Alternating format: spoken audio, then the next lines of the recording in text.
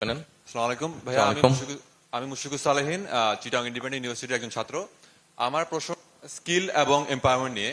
আমরা জানি বাংলাদেশের প্রায় 1 থেকে 1.5 কোটি মানুষ বিদেশে বিভিন্ন রকমের কাজে নিয়োজিত, কিন্তু সেই অনুযায়ী আমরা কিন্তু বৈদেশিক মুদ্রাটা কিন্তু আমরা তুলনামূলক কম পাচ্ছি। তো আপনি যদি দেশ পরিচালনার ক্ষমতায় আসেন, তাহলে আপনার কি এরকম কোনো প্ল্যান আছে যেখানে আমাদের যে লো পেড লেবার ওদেরকে হাই ভ্যালু ওয়ার্কফোর্সে রূপান্তর করার কোনো প্ল্যান আছে? ধন্যবাদ। জি আছে। আপনি যেটা বললেন, এই মুহূর্তে বাংলাদেশ থেকে প্রতি বছর এভারেজে প্রায় 10 লক্ষের মতন মানুষ বিদেশে যায়। এই 10 লক্ষের মতন মধ্যে প্রায় 7-7.5 লক্ষ মানুষ আনস্কিল হিসেবে যাচ্ছে। আমরা যেটা চিন্তা ভাবনা করেছি, আপনি নিশ্চয়ই জানেন বাংলাদেশের বিভিন্ন জায়গায় ভোকেশনাল ইনস্টিটিউশন আছে, বেশ কিছু ভোকেশনাল ইনস্টিটিউশন আছে, বাট এই ভোকেশনাল ইনস্টিটিউটগুলো ঠিকভাবে কাজ করছে না। আমরা এই ভোকেশনাল ইনস্টিটিউশনগুলোর উপরে জোর দিতে চাচ্ছি এবং একটু রিডিজাইন করতে চাচ্ছি এগুলাকে। যেমন আমরা যদি চট্টগ্রামের কথা বলি, চট্টগ্রাম থেকে যারা যাচ্ছেন অধিকাংশ মানুষ কোথায় যাচ্ছে? মিডল ইস্টে যাচ্ছে।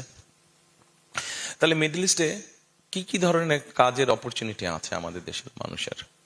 তাহলে আমাদের ভোকেশনাল ইনস্টিটিউটে নেক্সট 5 to 10 ইয়ার্স কি কি ধরনের কাজের অপরচুনিটি আছে মিডল ইস্টে? এটা তো সহজ ব্যাপার বের করা, খুব ডিফিকাল্ট ব্যাপার না। আচ্ছা, এটা ইনফরমেশন লাগবে, ডাটা লাগবে আপনার।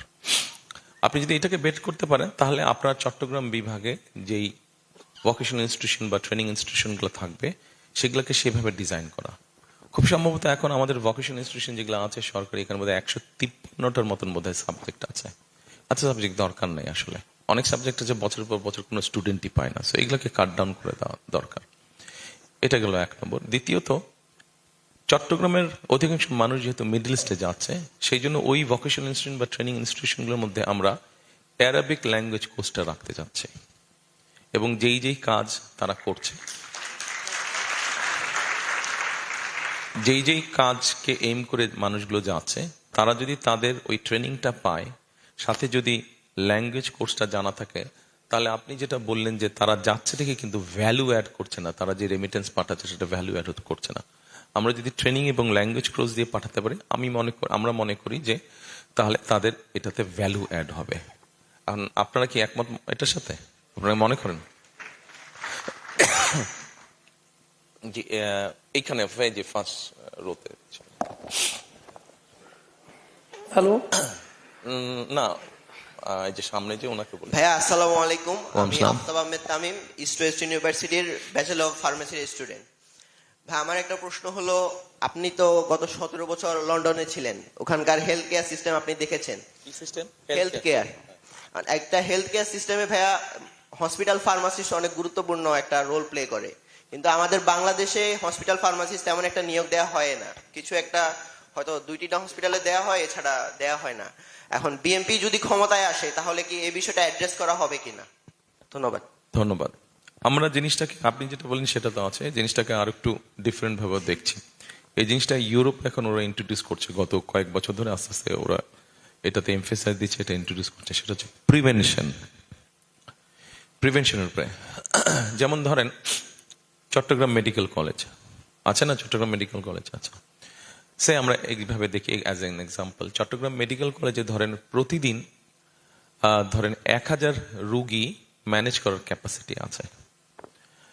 গভর্নমেন্ট থেকে যে ওষুধ দেওয়া হচ্ছে, হসপিটাল যা আছে, নার্স যা আছে, ডাক্তার যা আছে, সবকিছু 1000 রুগীকে ম্যানেজ করার ক্যাপাসিটি। কিন্তু প্রতিদিন ওখানে কিউ করছে 2000 রুগী।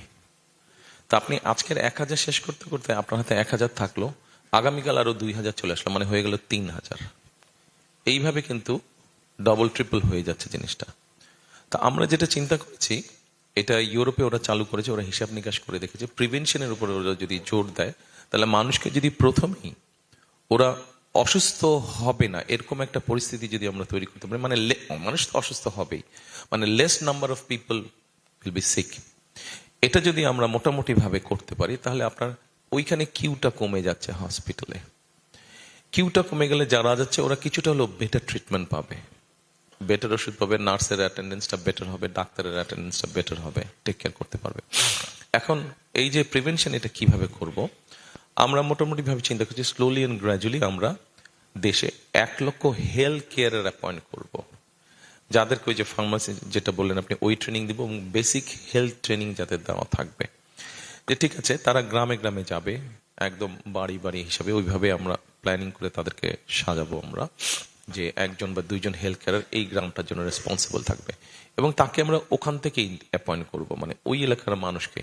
কারণ স্বাভাবিকভাবে আপনার এখানে যদি অন্য কোনো ডিস্ট্রিক্টের একজন ডাক্তার বা কিছু আসে, সে তো জাস্ট আসলো কাজের খাতিরে, কিন্তু আপনার এখানকার ডাক্তারই যদি আপনাকে দেখে, স্বাভাবিক তার একটা ইমোশন কাজ করবে যে আমি তো এই কমিউনিটির মানুষ, কাজে টেক কেয়ারটা একটু বেটার হবে।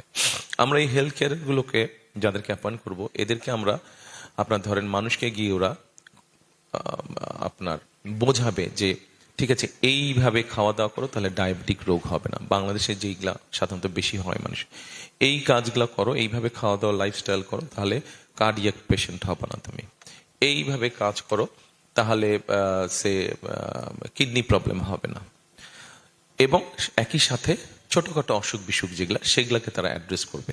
অর্থাৎ ওই মানুষটাকে, গ্রামের ওই মানুষটাকে উপজেলা হসপিটাল বা জেলা হসপিটালে যাতে আসতে না হয়, ঘরেই মোটামুটি ভাবে সে চিকিৎসাটা পাবে।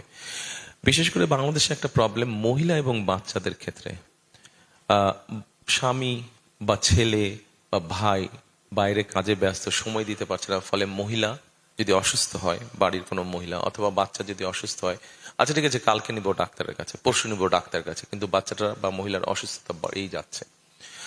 তো এই একটা সমস্যা আছে। কিন্তু হেলথ কেয়ারের যদি বাসায় বাসায় যায়, তখন মহিলা এবং শিশুরা এটার একটা অ্যাডভান্টেজ পাবে।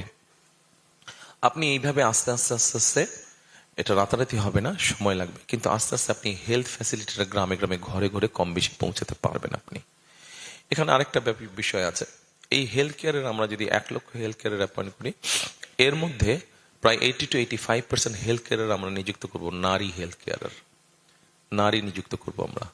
কারণ স্বাভাবিকভাবে আমরা কম বেশি একটু দেখেছি যে নারীরা একটু ধৈর্যশীল হয়, আর যেহেতু তারা বাসায় গিয়ে বোঝাবে, বাসায় হাউস ওয়াইফকে বোঝাবে, বাসার যে গৃহকর্ত্রী থাকবে তাকে বোঝাবে। কারণ নর্মালি তো বাংলাদেশে আমরা দেখেছি, পৃথিবীর অনেক দেশেই দেখেছি, হাউস ওয়াইফ যারা থাকে তারাই কিন্তু সংসারে খাওয়া দাওয়া, হাইজিন সবকিছু কম বেশি ম্যানেজ করে তারা।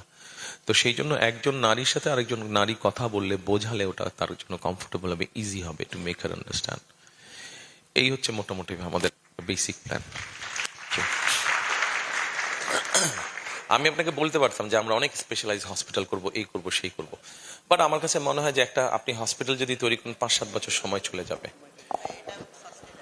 এটা সাস্টেনেবল, এটা সাস্টেনেবল।